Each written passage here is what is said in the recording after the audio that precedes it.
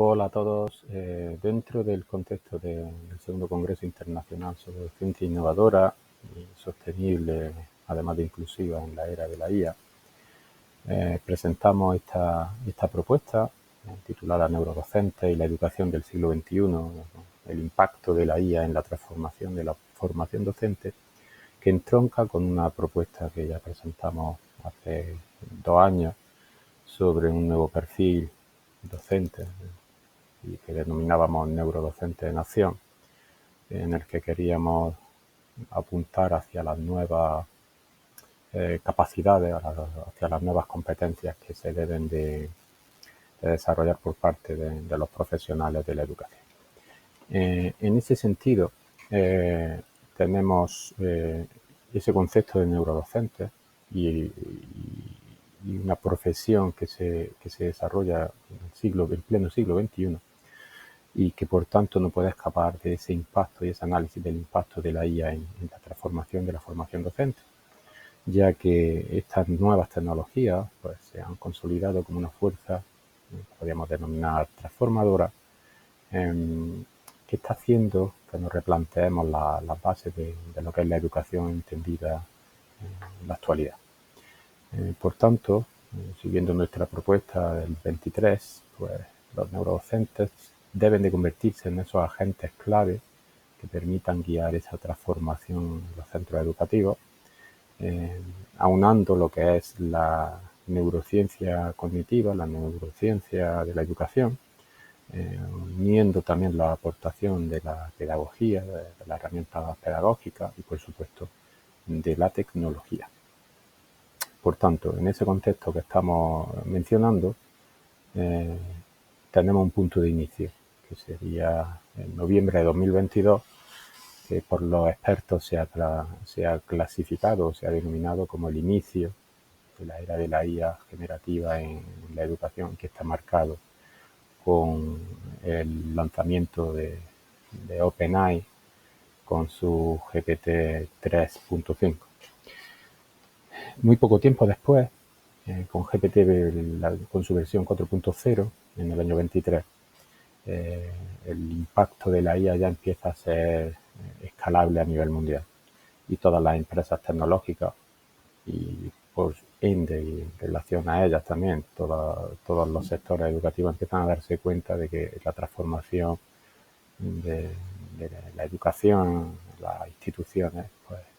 va a sufrir. O sea, esa transformación va a ser imparable. De hecho, el debate ya no se centra desde ese momento en si se debe de permitir que la inteligencia artificial aparezca en la educación o si debe de tener algún tipo de influencia, sino que el debate se centra en cómo utilizar de manera ética y efectiva pues, esta nueva herramienta que marca el futuro no solo de la educación, sino también de la humanidad. El enfoque que se le ha dado desde distintos países ha sido distinto, pero por meras cuestiones económicas, financieras, tecnológicas e incluso políticas. En el contexto de España, dentro de la Unión Europea, de esas corrientes dicotómicas en las cuales desde algunos sistemas educativos como los nórdicos se está rechazando el uso de las tecnologías digitales después de haber apostado por ellas en estos últimos años, pues hace que los que van detrás, países que van detrás en sus sistemas educativos, en modelos que se basan en ellos, pues se encuentren en situación de duda, al menos en una situación de duda. Retomando el concepto de neurodocente, que ya hemos mencionado, que tiene un perfil profesional centrado en al menos dos elementos fundamentales, que serían por un lado la neurociencia cognitiva, simplemente porque como profesionales del aprendizaje debemos de ser conscientes de que el cerebro es el órgano del aprendizaje y hay que conocer cómo funcionan esos procesos por los cuales la información pasa del entorno al marco del cerebro, ¿no? Cómo se transforma la información en conocimiento. Para ello, conceptos como son los muy archiconocidos de plasticidad cerebral, pero aspectos como la atención, cómo funciona la memoria, cómo se gestiona la memoria y cómo se se optimiza su asimilación y su posterior recuperación,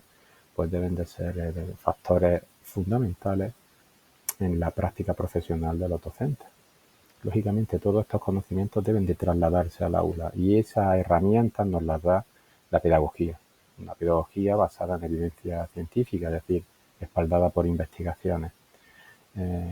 que se centren en aplicar esas estrategias de enseñanza-aprendizaje que se integran en la práctica del aula y que en la actualidad, con la aparición de la IA, pues también, por supuesto, deben de contar con estas herramientas. Lógicamente, la IA, que trabaja con datos de los alumnos y de los centros, y de los profesorados y de las familias, pues requieren de un aspecto ético, porque debemos de contar no solo con esas herramientas de IA, sino también con una serie de herramientas de evaluación o estrategias de evaluación para que sea claro y legal y ético, tanto el uso transparente de la información y de los datos que se recogen de los alumnos, la privacidad de los mismos, que ya está respaldado también por aspectos normativos a nivel estatal, y que el uso de esa información sea responsable. Desde esa fundamentación neurocientífica para aplicar la IA como una estrategia irrenunciable dentro del ámbito educativo, destacamos solamente dos apuntes de esos principios clave del aprendizaje. Hay muchos autores que establecen su categorización, pero queremos destacar de Haen, que es un referente en Francia sobre el conocimiento de cómo se aprende, y define, en este caso hemos querido resaltar el aprendizaje de habilidades como la lectura y las matemáticas, que han diseñado en Francia con unos materiales que están respaldados por bases neurológicas específicas, y explican en concreto en este caso cómo el giro angular del cerebro juega un papel fundamental o crucial en la comprensión lectora, y que eso debe ser tenido en cuenta a la hora de aplicar herramientas que favorezcan que el alumnado aprenda de manera más fácil. Porque aprender no es fácil, no es cómodo en todas las ocasiones. El hecho de aprender implica atención, implica memoria y un montón de funciones cognitivas que suponen un gasto cognitivo, y eso es forzoso. El cerebro tiene tendencia a ponerse a lo fácil. La otra referencia que queríamos apuntar, y no podemos ahondar mucho por cuestiones de tiempo y de formato del Congreso, sería Francisco Mora, que en el año 17 destaca que solo se puede aprender aquello que se ama, pero sobre todo, más allá de lo llamativo de esta afirmación, más que del aspecto científico que pueda presentar, que tiene alguna parte de realidad, lo que hace es subrayar la importancia del aspecto emocional en el proceso de aprendizaje, sobre todo en relación a los contextos, un contexto donde el alumnado se sienta seguro, se sienta cómodo, va a favorecer el aprendizaje, lógicamente, y las relaciones que se establezcan entre el alumnado y los docentes pues, van también en esa línea, en ese camino. Sobre todo, tener en cuenta que el aprendizaje ocurre en el cerebro del sujeto que aprende. Nosotros, como profesionales, como docentes, no enseñamos, sino que ayudamos a que el alumnado aprenda. Y dentro de esa línea de pensamiento, pues la IA lo que debe de provocar es que el docente ofrezca unas mejores circunstancias lo más óptimas posibles para que se pueda aprender, ¿no? Para que el alumnado pueda aprender.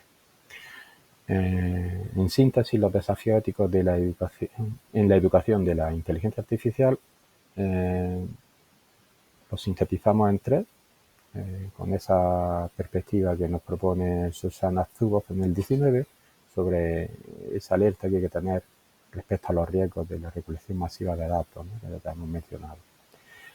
Por otra parte, Adela Cortina en el 18 propone que la tecnología, en la que se incluye la inteligencia artificial, debe estar al servicio del desarrollo humano, con responsabilidad y con un respeto hacia los valores, ¿no? De justicia y demás. Y por supuesto, debe de contemplarse una transparencia algorítmica Pues porque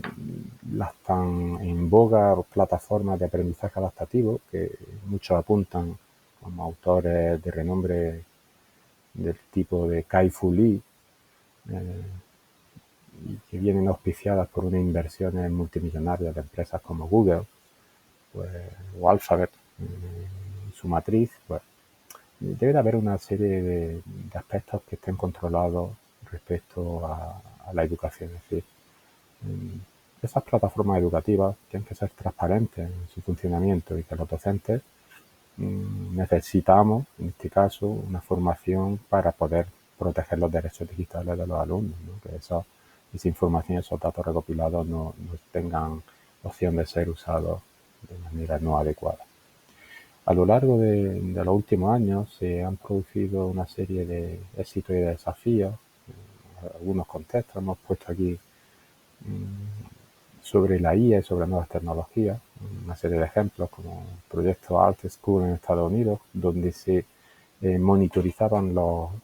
aprendizajes del aula con cámaras, con sensores, todo quedaba grabado para un posterior análisis con programas de IA.